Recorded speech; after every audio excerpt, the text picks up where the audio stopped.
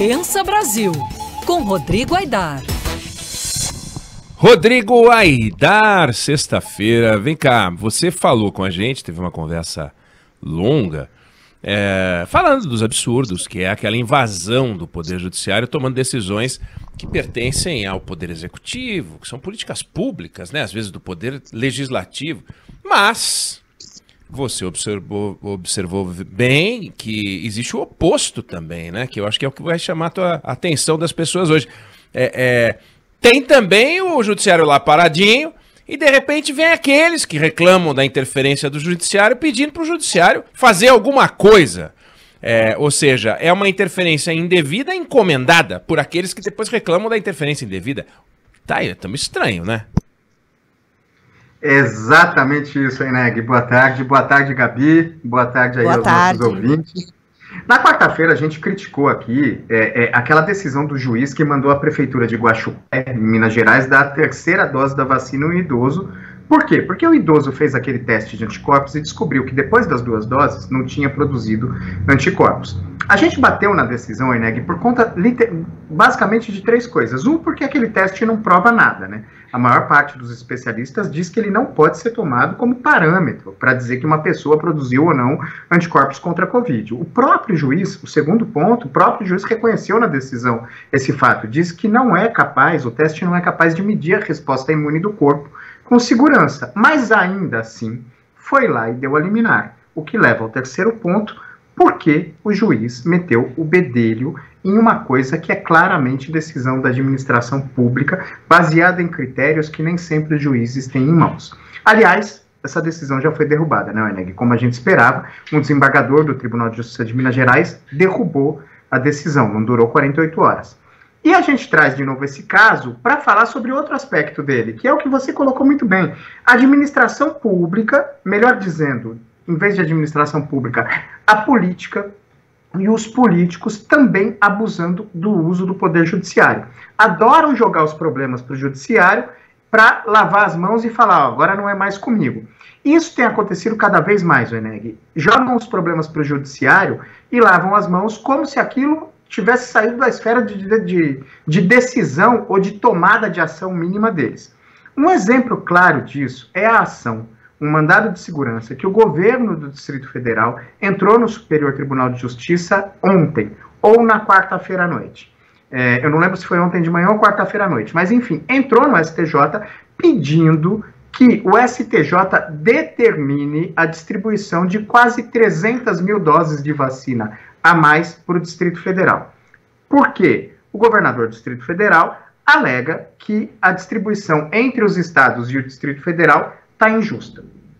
Aí, Eneg, eu te pergunto, por que cargas d'água ir para o STJ e não tentar resolver isso, sei lá, com uma visita, um telefonema? E o engraçado, Eneg, eles ficam discutindo por nota oficial pela imprensa e pelo Twitter. O governador do DF foi no Twitter dizer que notifiquei o Ministério da Saúde várias vezes. Mas e uma visita? Sabe aquela coisa da velha política? Porque a nova política está se mostrando um tanto desastrada em diversos pontos, né? A velha política, aquela coisa, liga aí pro ministro para eu dar uma palavrinha com ele, ou chama o carro que eu vou correr ali no Ministério da Saúde, bater na porta do ministro e mostrar esses dados que a distribuição da vacina está errada. E o ministro da Saúde também, diante das notificações, ele foi para a imprensa dizer a distribuição está feita corretamente, ponto. Não responde ao governo do Distrito Federal com Excel básico mostrando a distribuição das vacinas está indo por aquele critério, ou reconhece o erro e corrige. Então, assim, existe uma incapacidade da política de conversar, de chegar a consensos mínimos e recorre à justiça. Aí o que fez o ministro Jorge Mussi, que é vice-presidente do STJ, está no exercício da presidência porque está em plantão, está em férias, né? Em julho tem um recesso nos tribunais superiores.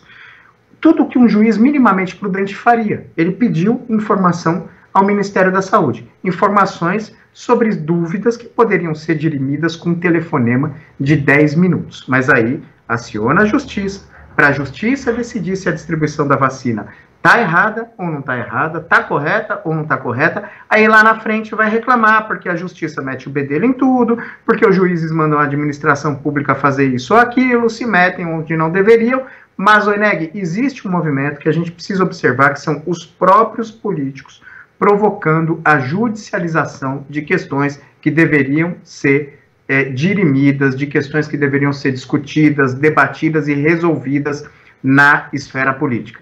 Basta ver, a maior parte das ações de controle de constitucionalidade ajuizadas no Supremo Tribunal Federal são ajuizadas por partidos políticos. Se não a maior parte, certamente grande parte delas. Eles perdem na arena política e recorrem ao judiciário. Depois vão reclamar que o judiciário está metendo bedelho e está governando o país. Os políticos também têm jogado essa função para o Poder Judiciário. Tá certo, como a gente costuma dizer aqui, o Judiciário de vez em quando precisa recolher os flaps e ele mesmo evitar entrar em determinadas discussões. Mas que os políticos, muitas vezes, usam esse recurso de entrar com ação no Judiciário para lavar as mãos e falar agora não é mais comigo, ou depois para falar tentei fazer, mas não me deixaram, tem sido usado e é preciso que a gente volte para velha política, velha boa política, sim, de conversar e tentar resolver as coisas sem precisar acionar a justiça. Tem um uso que você chama a atenção também, que é o uso de usar o judiciário como se fosse uma terceira câmara. Ou seja, tem a Câmara dos Deputados, né, a Casa Baixa, a Casa Alta é a Câmara é o Senado, e tem uma outra casa legislativa que é o Supremo. Então, às vezes você perde uma votação, aí você vai para o Supremo Tribunal Federal. Quer dizer, como sistema se aquilo... tricameral, né? Tricameral, exatamente, Gabi. Então a gente criou um sistema tricameral também, todos usam, os partidos de esquerda usam, os partidos de direita usam. Perdeu uma eleição, pumba. Perdeu uma discussão, pumba, vai para lá. E, obviamente, o que me parece grave para evitar, porque você não pode evitar que uma pessoa demande o Poder Judiciário. O que você pode é criar sistemas para que o Poder Judiciário barre as demandas, que não tem no Brasil. Você pega no sistema americano, a Suprema Corte diz não a um processo. Eu não vou discutir esse caso, vale a decisão tomada até agora. E no Brasil, bateu no Supremo, tem que ter relator, tem que ser distribuído, tem que ter voto. Resultado, tem 100 mil ações no Supremo Tribunal Federal e tal, e os juízes ficam decidindo milhares e milhares e milhares. Não faz sentido não ter, essa é a minha pergunta, não faz sentido não ter um sistema de freio para interromper o processo liminarmente. Olha, nós não vamos discutir esse assunto. Isso não existe, né?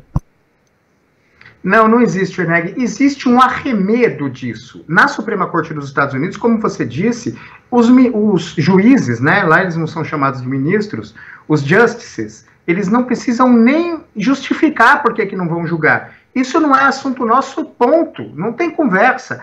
Aqui tentou se criar o que a gente chama de repercussão geral. O que é? O Supremo faria um filtro e faz esse filtro, esse sistema existe, mas como eu disse, ele é um arremedo. Por quê? O Supremo tem que dizer, fazer o filtro na ação e ver se aquela ação interessa mais do que para as duas partes da ação. O Supremo só julga aquilo, se aquele tema interessa à coletividade. Só que se o Supremo diz não, ele precisa justificar. E tem um relator, como você disse, e tem um sorteio, e tem isso. Então, assim, não existe esse sistema, precisaria existir, mas esse sistema precisa ser não só estudado pelo Supremo, mas também votado pelo Congresso Nacional. O Congresso Nacional poderia pensar em uma reforma desse sistema de acesso à justiça, que não barrasse o acesso, mas permitisse um filtro mais amplo, mais extenso, ou mais rigoroso, digamos assim, para evitar que esse tipo de coisa chegue ao Supremo. Oineg, há uns meses, um partido, eu acho que foi a Rede, entrou no Supremo com uma ação pedindo que o tribunal declarasse inconstitucional o sistema tributário nacional.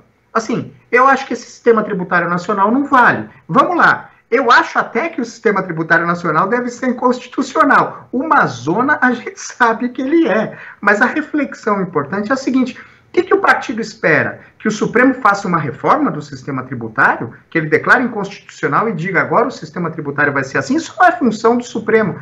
E como você disse, o Supremo precisa dar alguma resposta a isso. Ele não pode simplesmente rejeitar a ação. Então, falta sim. Existe um filtro, ele é falho, ele é um arremedo de um filtro rigoroso, então falta sim esse filtro mais rígido, mais rigoroso, para fazer com que o Supremo possa repelir esse tipo de mau uso da justiça e comece a julgar aqueles casos que realmente importam ao Supremo Tribunal Federal.